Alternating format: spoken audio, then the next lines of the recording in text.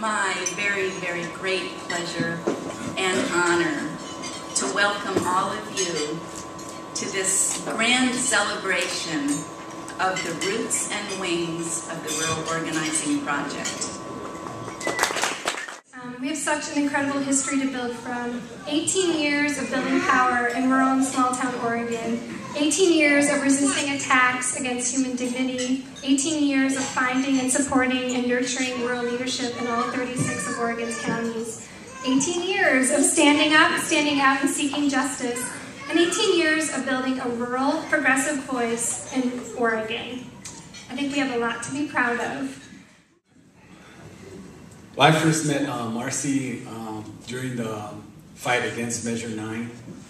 That was almost, 20 years ago, or more than 20 years ago? I also wanted to recognize the tremendous work that ROP's done in defending immigrant rights. But we had a secret weapon, right? And that was Marcy. When everybody else was on vacation, the ROPers were out there organizing 19 public actions in 1 month against them. One of the things that we've done over the years is build the kind of relationships, I think, that need to be built to build democracy in our country. You know, a new phase in ROP's life is going to start. And I just want to pledge Pecun's commitment to work hand in hand with the leadership that you have left in place so that we can continue building on that relationship and really building a strong movement for social justice in the state of Oregon and through our region. Thank you very much. 5 years ago is about when I was introduced to ROP. I was organizing in my high school. I was able to join 4 other emerging youth leaders to work with the leadership of ROP. And then we go and we sit down in a room with Marcy and we started strategizing. And I remember just being so astounded by how absolutely eloquent Marcy was, but also how innovative she was, using tools. I didn't realize it then, but I do realize it now that I was really spoiled to learn how to organize under Marcy. I always knew that I wanted to organize other people towards a more just society. It made sense to me. It actually felt like a clear obligation, non-negotiable. While my family was devoutly apolitical, the family lore was not. My father grew up with Jews in hiding in occupied Holland.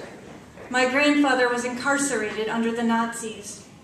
Their stories of leadership and resistance inspired my sense of duty. But I often wondered, what if the resistance had started earlier? Could the need to pick up guns have been avoided?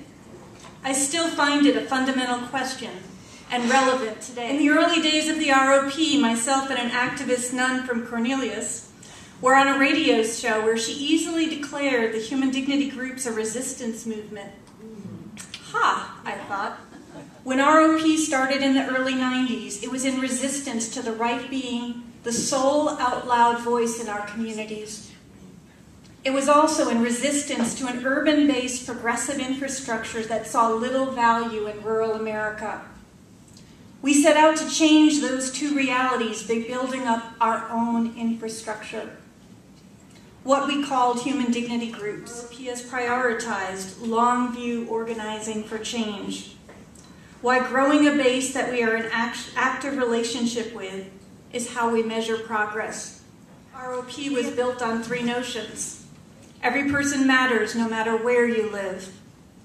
All issues are connected, and that only through organizing that is transformational can we expect to change the rules of this world. What do I wish for the wings? That the roots give them the stability to use their creativity, fresh eyes, and fresher dispositions to say, what do these times need? And then to follow those instincts boldly, with a little bit of feisty thrown in. There is a lot to be done on this journey called life and this journey towards justice. Count me in. Thank you.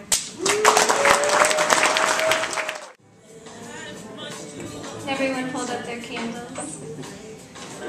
All of these candles in this room and the many people who aren't here, this is the light and the vision of ROP being carried forward, the strength of our movement and the work that we do.